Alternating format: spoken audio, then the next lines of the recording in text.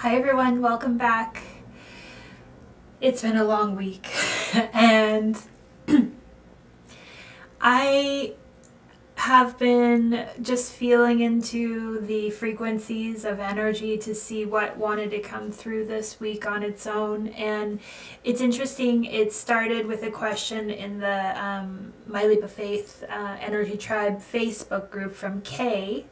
And the question was, I'm curious, have you met others that see the grid or have these intense downloads?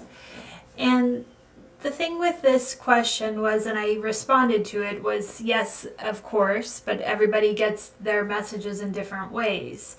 But that thread of the question, I must have been lingering, and then the download that I got a few days later was that this is an important topic. So the thing is spirit is in your higher self is always talking to you. Always. It's always been there. It never leaves you. You're not disconnected from it. But the thing is it's very subtle when you are not in the same frequency field as it. And when I look back at my life and I think, like, how was it speaking to me before 2 years ago, is it came in nudges. It came in like very clear messages that sounded like, for example, I'm not happy in my job, or my partner doesn't understand or accept me, or I no longer feel comfortable living in the city that I live in. See, all of those are in our very specific three-dimensional nudges, but they are nudges. The problem with our vessels and our personality is those are huge changes to make. It's our security, it's our comfort in every way, and it's the life that we create around us to make us feel safe. And if one of those, let's say, feels out of alignment and your soul is nudging you and telling you something's off here, but you choose to ignore it, you know what happens. It just grows and grows and grows, and it gets more uncomfortable. And you then have the choice of either tuning out and just, staying in that energy, or what will more likely happen is spirit will abruptly end something for you if you aren't hearing the energy yourself. And for me, like all of these things, when those subtle nudges come through, it's listening to them. It's saying, I hear you. And it's not emotional. Let me make this very clear. It's never those sounds or those messages don't come when you're in the heat of an argument with someone, or when you are, pissed off at your boss. Never trust the message during an emotional wave, but understand that it comes in a moment of clarity. There isn't a whininess about it. There isn't a victimhood about it. It is just that this doesn't resonate anymore. And it almost, when I look back at my life, what I would feel at those times was, I know, but I can't change that right now. And in my case, I stayed in my job. I wasn't happy in the job for many, many years, but I felt like it was so secure. It had security with it, and I was able to work from home, and I got to live in California and travel and all of that. Like I counted the pros to the cons and thought, well, but it's working for now, and I'll wait for them to make the decision of when it's over, and in the meantime, I'll just stay here. But what was happening is that the energy was stagnant. Now, during that time, also, I was going through a lot of infertility treatments and miscarriages, and the energy was just low, for sure, in every part of my life, and I think back and I think, wow, it's not like I was staying in the job because I had a side gig that I was doing that fulfilled me. No, my side gig was pushing to have a child and spending all of my free time at the doctor's offices. And, I think that energy back then was, I was afraid of what was, and I just was hoping for what could be. Like, I was hoping for a future, and then I thought, well, if we have this child, this perfect thing, it will all work out. Maybe I'll still work, maybe I won't, maybe, I mean, who knows, right? But I was like anchoring my hope to this theoretical thing.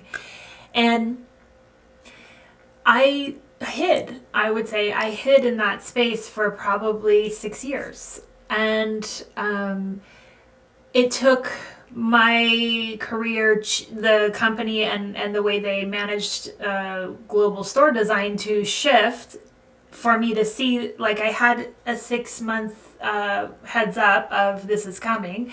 So it wasn't like I got laid off out of nowhere. So I knew it was coming. And like around the time that I knew it was coming is when my awakening happened. And but I still waited, because part of the waiting for me was, well, I know I'll get a severance if they lay me off versus me quitting.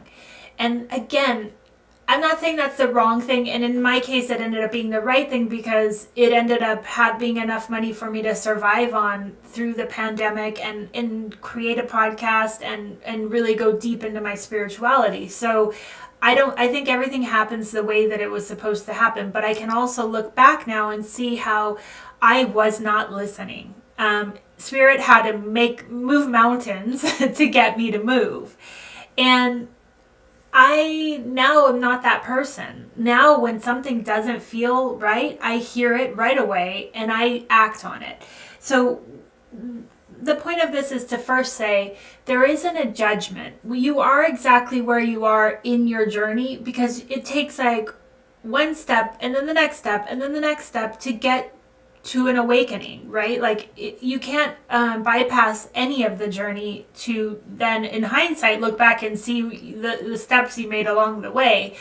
And I think that's for a reason too, because then you carry that wisdom with you, because you don't judge where anyone is at, because you've been there. Like literally I have been there.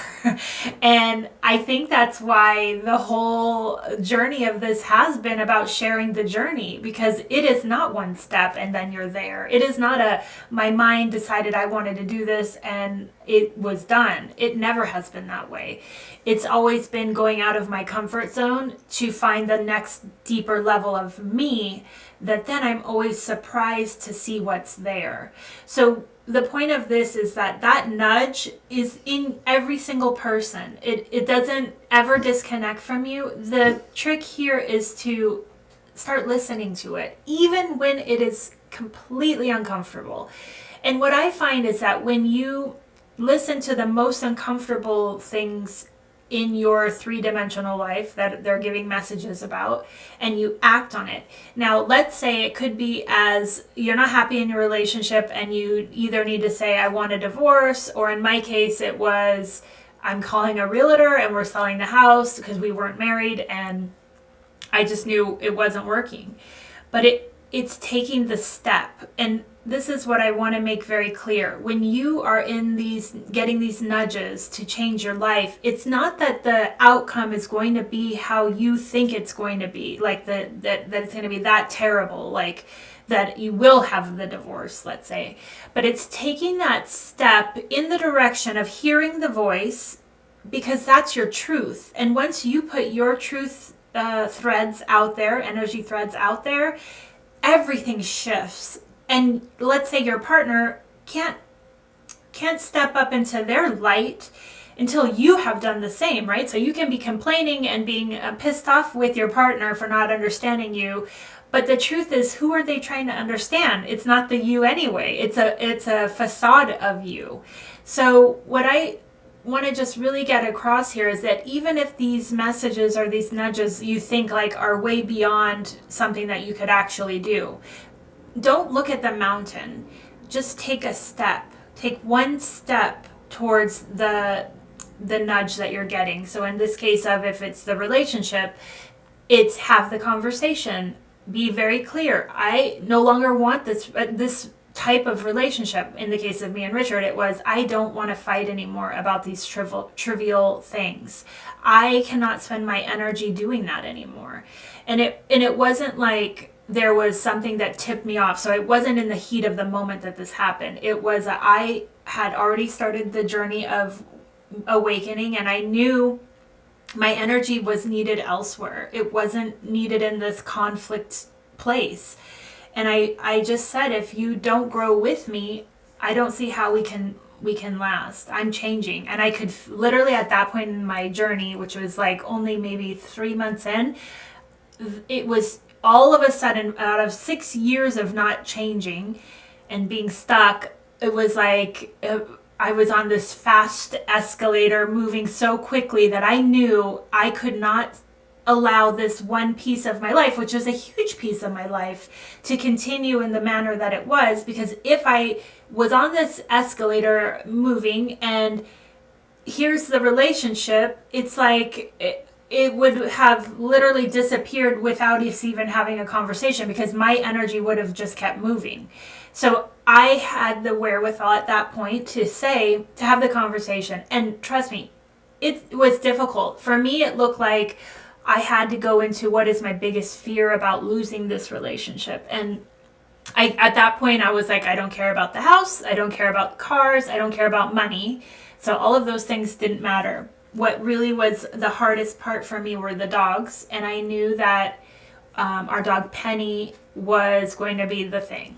And I had to get to a place in my heart that I could have compassion for Richard and let him have Penny, which meant obviously devastation for me. But I believe that in anything, I would rather not cause harm to another. And I felt like that would be the right thing to do. So I had to go into that, this could happen, and then decide, this is the absolute worst case scenario, or my freedom of being me.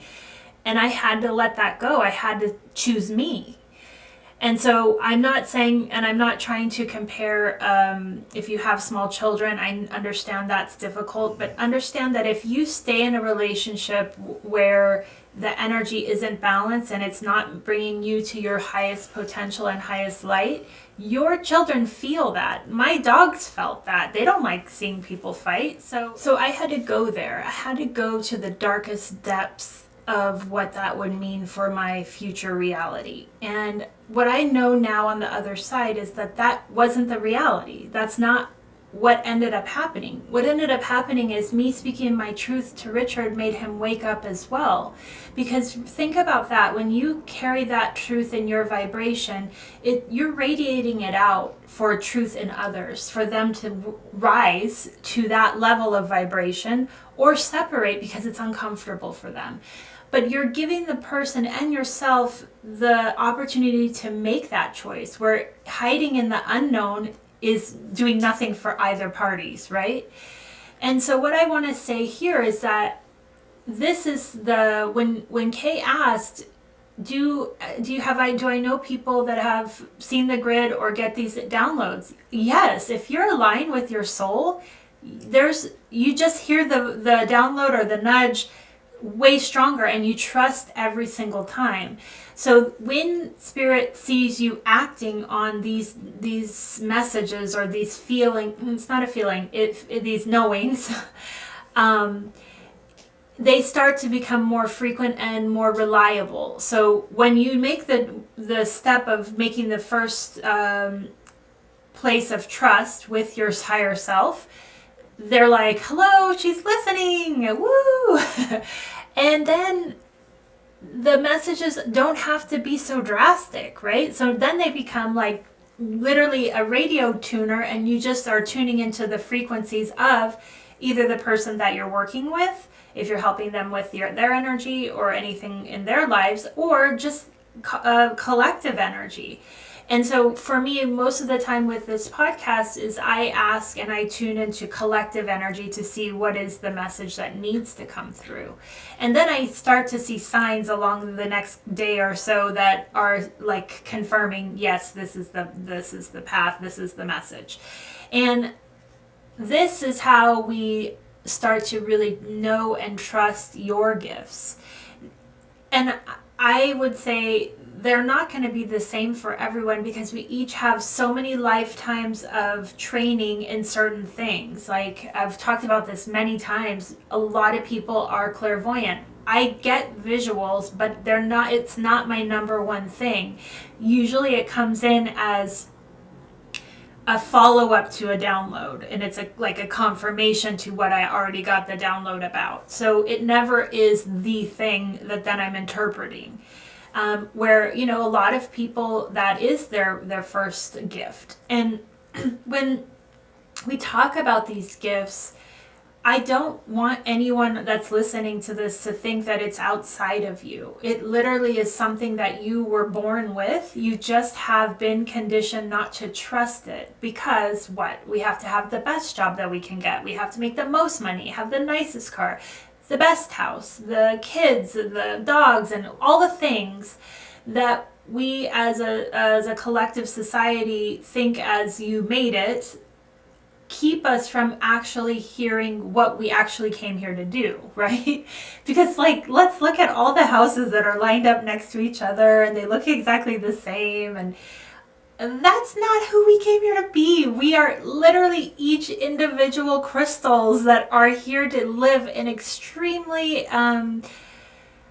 how do I say it? Extremely unique experience. But for some reason, when we look out into what's happening in the world, we've all bought into this is what it looks like. This is what we strive for.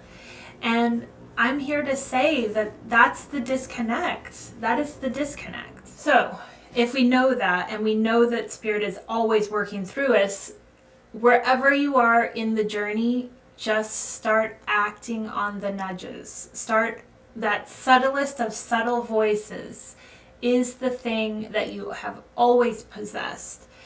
It's not going to be outside of you. It's going to come in a flash of insight that you just know it to be truth. Now, it will look scary, of course, especially in the beginning, because think about all the years of your life that you have been conditioned and brought off of your path of why you're here.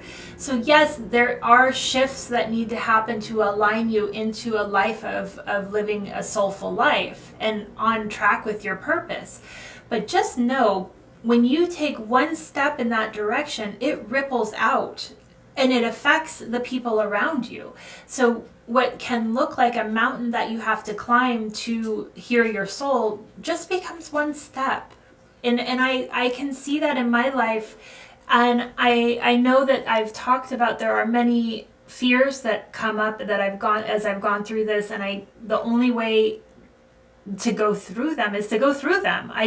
Whenever I have that feeling of fear, I know it's my next lesson. And that's how you start to grow, and that's how you start to trust and develop your gifts.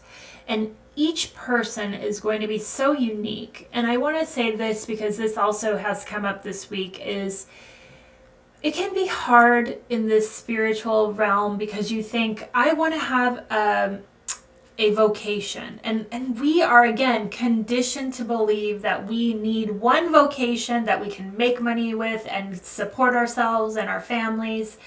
And what I find with Spirit is that a lot of these modalities, they are tools for us, but they are tools for us to discover what your higher soul's purpose is. Now, in the three-dimensional world, it could be that I want to take this Akashic Records class and I want to be able to read for others. But what if that isn't in alignment with why you're here? What if you are here to do so much more than that? And that class you got the nudge to take is literally just opening you up more to what's coming. And I think we can get caught up in this idea of, I want to do this. I'm good at, reading people. I'm intuitive. I'm an empath. And so this feels like it's an alignment with me. But then the moment that you start down that thread, Spirit is like, holy shit, she's listening. I'm going to bring her to the next level. And so what I would say here is, don't get caught up on what doesn't fit. Like, almost look at it as a thankfulness. So I'm going to use this example. When I learned how to do Reiki the first time, I remembered that the person that I was working on, I started crying like intensely when I got to her heart chakra, and I did not know what was happening in my body. but it just felt like the most unconditional love that I had ever experienced. And she told me, don't worry, just keep going. And afterwards we had the conversation about it. And she said, she had a lot of trauma in her childhood, and that's probably what was coming through to nurture that part of her. Now, I remember walking away from that experience being like, holy crap, like, is this what I'm here to do? Because I felt it so strongly. Now, fast forward a year or some later, and I know I'm not here to be a Reiki master. I know that. I know it's a tool that I can use, but it is not my tool.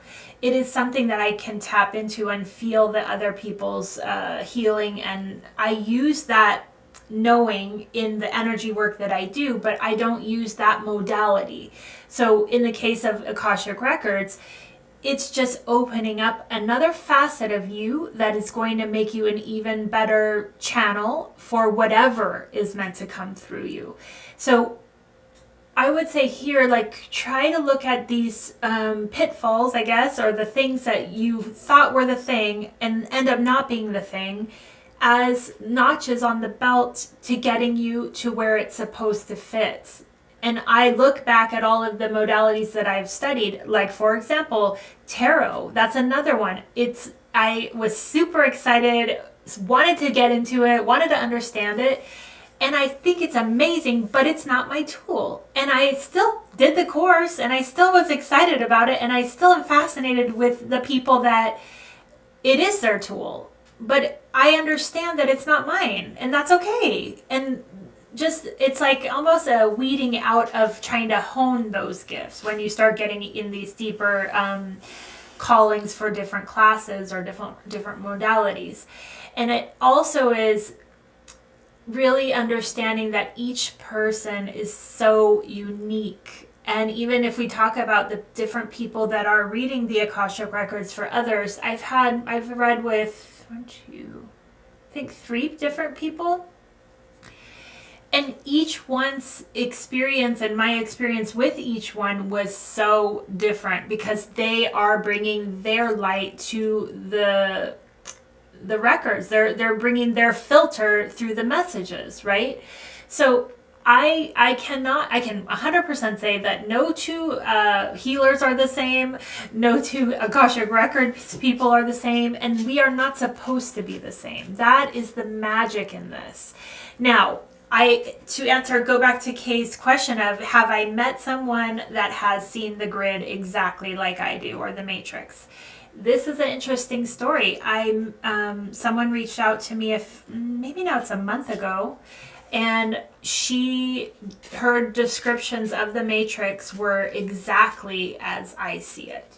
She lives in the UK, and when we talked, it was like, in a way, a validation, because like we talked about, well, when is it the most strong? And tell me exactly how you see this. And she, in her own words,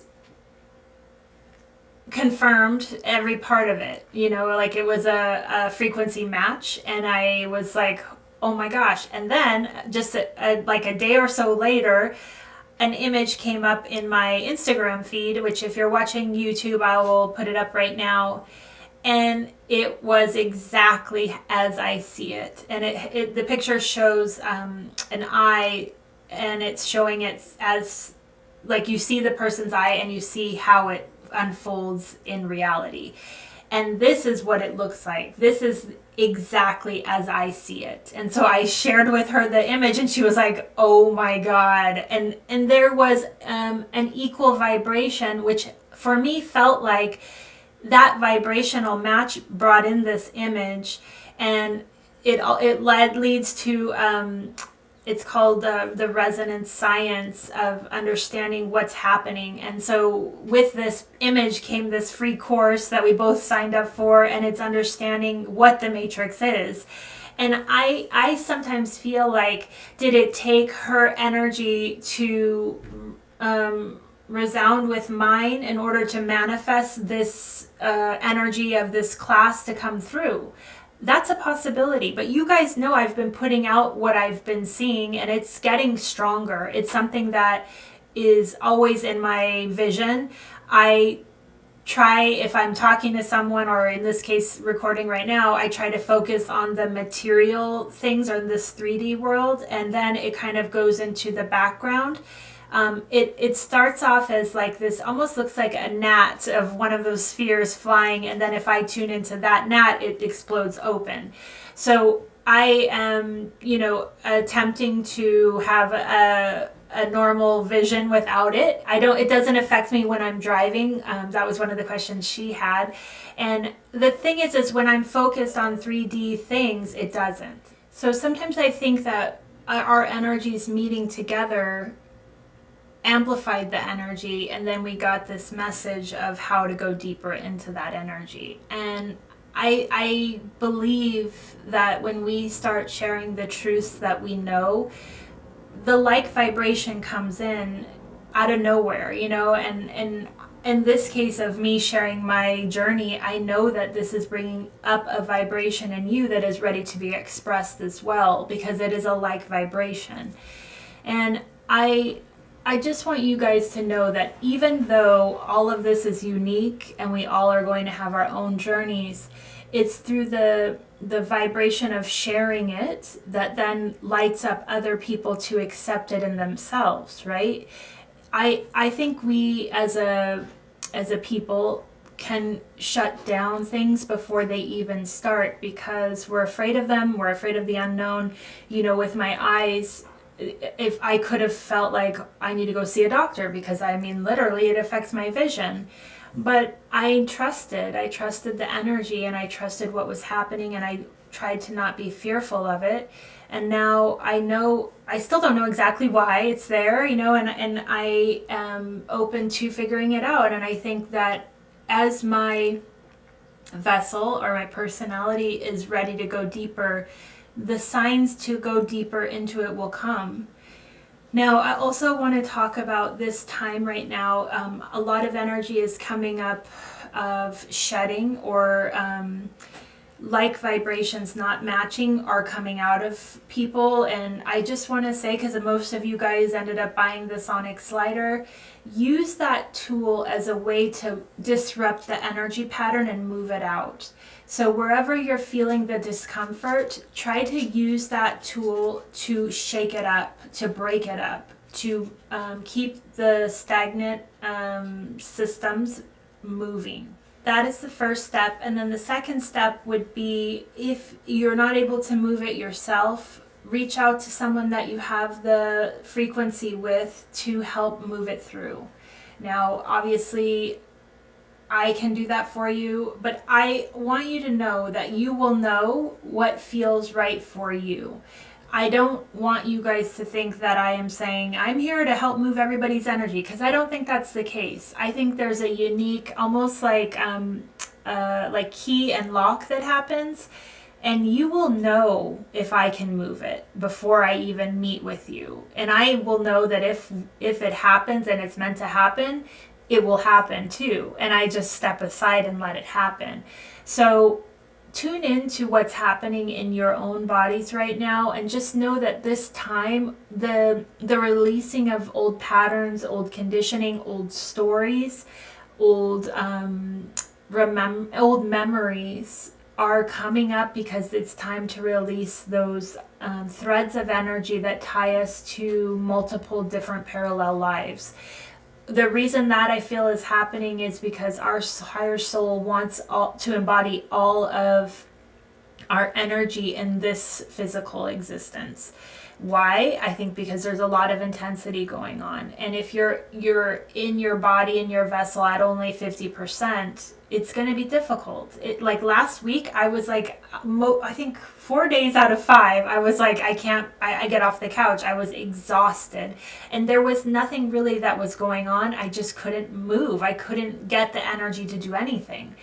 And I honored that. I understood that it's coming up this way for a reason. Now this week I feel completely different, and I'm honoring that. So it's understanding that when you feel something going on, there's something going on. Use your tools to move it out. And energy it will stick and it will get stuck if you're not moving it through.